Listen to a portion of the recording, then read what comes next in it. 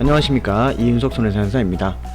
자, 오늘은요 제가 그 교통사고로 2주 또는 3주가 나왔을 때 어떻게 합의금이 산정되는지 그 약관상 기준이 있거든요.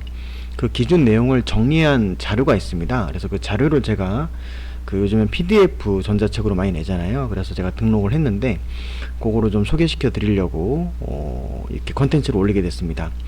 이유인즉슨 저희 이제 손해사정을 할 때에는 대부분 후유장애가 예상될 때, 예를 들어서 뭐 디스크로 후유장애가 예상이 되거나 주간판 탈출증으로 후유장애가 예상이 될 때에는 손해사용사가 개입돼서 후유장애 부분에 대해서 주장을 했을 때 충분히 실익이 있지만, 그렇지 않은 경우도 있잖아요. 뭐 2주, 3주가 나왔는데 주간판 탈출증이 아닌 단순 염좌라든가 좌상 또는 뇌진탕 또는 열상, 찢김이라고 하죠. 이런 것들로 인해서 단순히 부상, 치료 이후 후유장애가 남지 않는 경우에는 어떻게 합의금이 산정되느냐에 대한 질문을 많이 받았어요. 근데 제가 16년 동안 일을 하다 보니까 사실 저는 같은 얘기를 하지만 어느 순간 이런 생각이 들더라고요. 이거를 그냥 되게 사실 별게 아닌데, 별 특수한 경우 아니면 정말 별게 아닌 경우인데 어떤 분은 뭐 100만원 받았다, 어떤 분은 150 받았다, 이게 왜 이렇게 차이가 있느냐 라는 걸 너무 많이 물어보세요. 하다 보니까 제가 업무를 봐드릴 수도 없는데 설명만 계속 해줘야 되는 그런 문제가 좀 발생을 했었고요. 그래서 그에 대한 내용 자료를 정리해서 PDF 파일로 약 20페이지 분량으로 정리를 했습니다. 어떻게 찾으시면 되냐면 여기 일단 제가 인터넷 열어볼게요. 보시면 여기서 네이버 녹색 창으로 들어가시면 되겠네요. 일단 제가 크몽이라고 하는 재능기부 사이트에다가 일단 등록을 했고요. 나머지 사이트에도 계속 이제 등록을 좀 할 겁니다. 그래서 크몽에 들어가시면은 이렇게 공식 홈페이지가 있죠.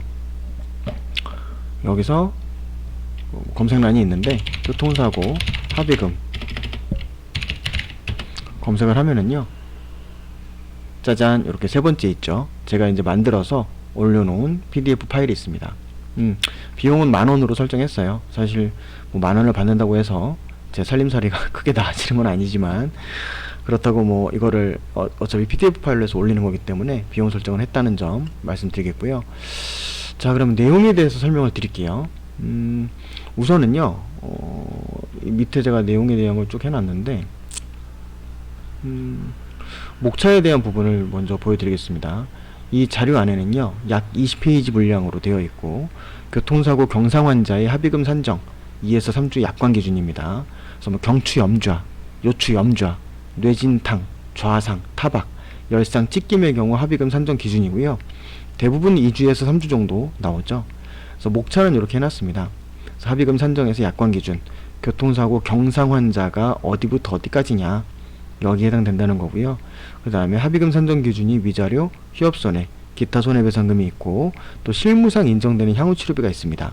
약관에서는 뭐 향후치료비 기준이 대한 게 없어요. 근데 실무상 2주 나왔다, 3주 나왔다 하면은 향후치료비를 어떻게 산정해야 되는지에 대한 부분들을 코멘트를 달았고요.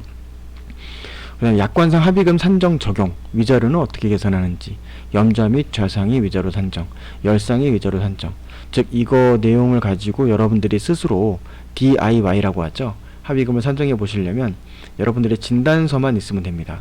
진단서의 병명을 보고, 아, 이윤석 씨가 얘기했던 염좌나 좌상, 열상 또는 뇌진탕 이렇게 나와 있어요. 위자료는 여기서 이렇게 결정이 되는구나.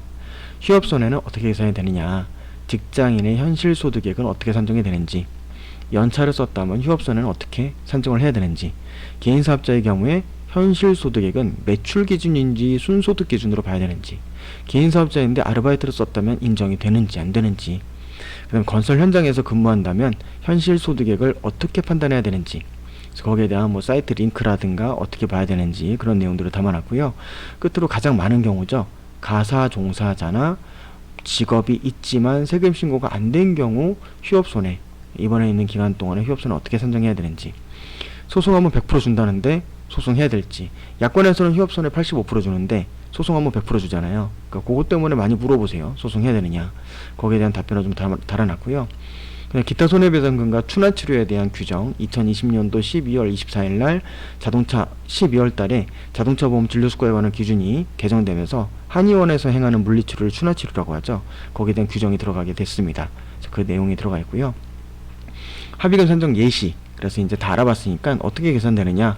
소득신고 확인된 근로자의 경우 산정 사례, 이주진단. 건설 현장에서 근무하는 경우 합의금, 개인사업자의 경우 합의금 산정 사례, 소득신고가 확인되지 않은 근로자나 주부의 경우 합의금 산정 사례, 그 다음에 과실이 있는 경우도 있겠죠. 과실상계 산정 예시, 그 다음에 치료비 상계가 들어가기 때문에 과실이 있을 경우에는 치료비 상계 산정 예시, 교통사고에서 의미하는 후유증과 합의서 작성, 즉 뭐 2주나 3주 단순하게 뭐 치료만 받고 다행히 완쾌가 되는 케이스도 있겠지만, 후유 장애가 남을 경우 그 후유 장애를 여러분들이 내가 몸이 불편하니까 후유 장애야, 이게 아니라 교통사고에서 의미하는 후유 장애의 기준이 뭔지, 그래서 남을 경우에는 사실 이 내용만 가지고는 산정이 안 되고 상실 수익액을 또 산정을 해야 되는데, 그때는 어떠어떠한 서류가 필요한지에 대한 내용을 좀 담아놨습니다. 그래서 이런 식으로 경상환자 합의금 산정이 약관상 급수별로 척추염자면은 12급 3호다. 이거는 120만원 돼 있지만은 책임보험만 가입됐을 경우에 부상치료비 한도다. 이런 것까지 다 설명을 달아놨어요. 약관상 뭐 위자료는 어떻게 된다. 그래서 교통사고 발생 가능한 경우 약관상 합의금 적용이 어떻게 되느냐. 위자료 11급 이 급수를 찾아야 되고, 척추염자, 경추, 역추염자는 가장 많죠. 12급이 확인이 됐으면 약관상 이 12급에 해당하는 금액을 찾아야 되는데, 밑에 12급이면 위자료가 얼마인지 그런 내용들을 쭉 담아놨습니다. 그래서 여기는 산정 사례까지 자세하게 담아놨으니까요. 혹시 뭐 필요하신 분들 있으시다면 10,000원? 뭐 비싸다면 비싸고 뭐 싸다면 싼 금액인데, 혹시 뭐 여기저기 물어봐도 속 시원히 답변을 못 들을 것 같고 내가 보험회사 직원이랑 어떻게 얘기를 해야 될지 모르겠다, 그러면은 요 자료가 유용하게 쓰일 수 있을 거라는 생각이 듭니다. 물론 보시고 나서 궁금한 점이 있으시다면 저한테 물어보시면 제가 이 내용을 근거로 한 부분에 대해서는 답변을 드릴 수 있죠. 예. 그렇게 해서 이건 뭐 책을 출판했다라고 볼 수는 없고요. 그냥 요 자료들 쭉 이렇게 정리해서 올렸으니까요. 도움이 좀 되셨으면 좋겠네요. 어쨌든 뭐 크몽에 올려놨고요.